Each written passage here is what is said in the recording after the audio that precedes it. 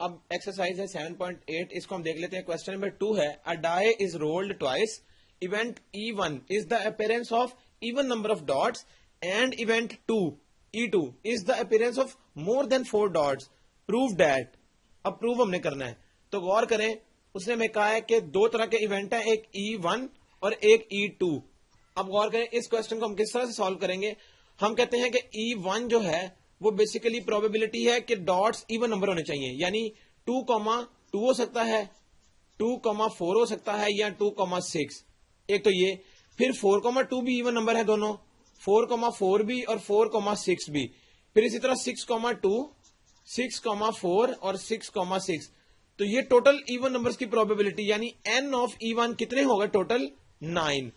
और अगर हम इसकी प्रोबेबिलिटी निकाल लें P ऑफ E1, वो आ जाएगा 9/36 होती है टोटल, जब दो डाइस रोल किए जाते हैं, तो ये आ गया। इसके बाद ये आ जाएगा 1/4।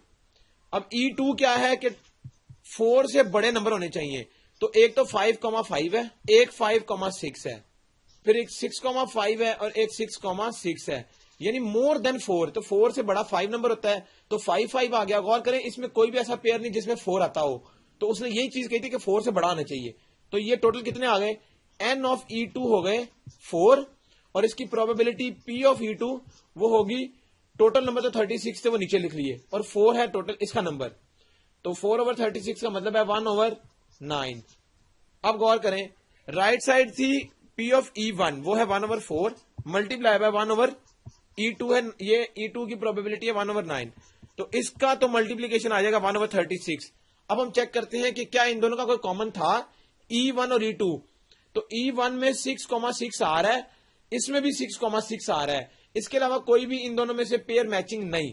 इसका मतलब है कि E1 इंटरसेक्शन E2 है, यानी इसका नंबर n वो है सिर्फ 1, एक है, और इसकी प्रोबेबिलिटी फिर क्या होगी, E1 इंटरसेक्शन E2 वो होगी 1/36, तो 1/36 आ गया यहां पर।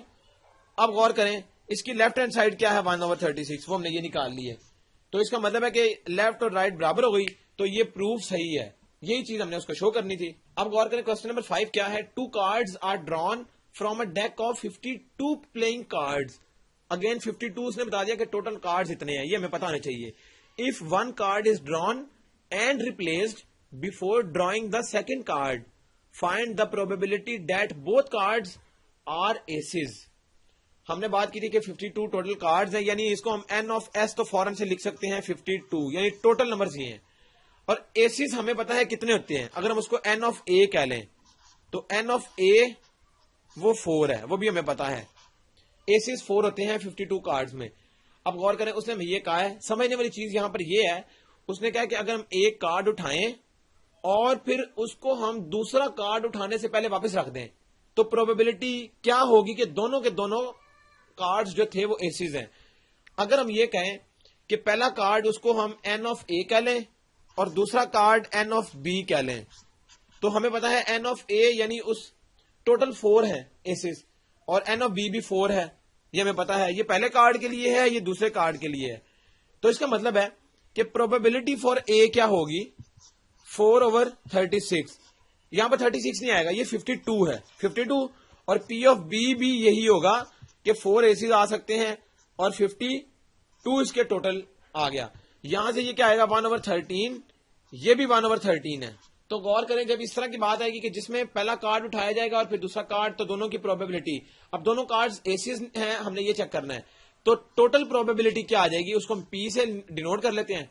तो probability of first card multiply by probability of second card, यानी फर्स्ट कार्ड है 1/13, सेकंड कार्ड भी 1/13, तो 1/69 आ गई टोटल प्रोबेबिलिटी।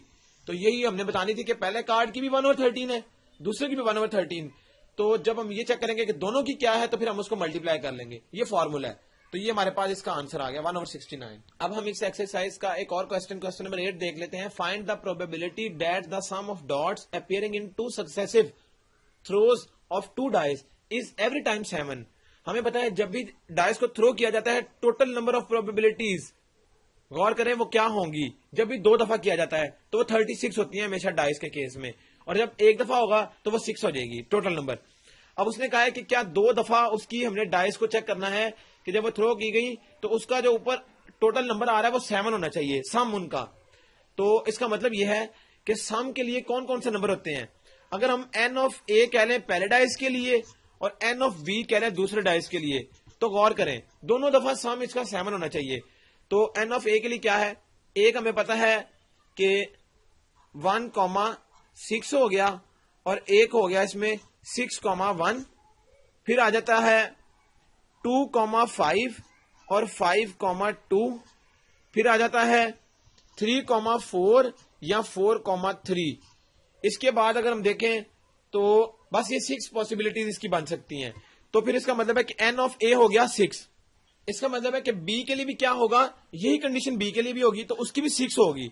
अब गौर करें n ऑफ a है 6, तो प्रोबेबिलिटी फॉर a क्या होगी, वो होगी n of a over n of s।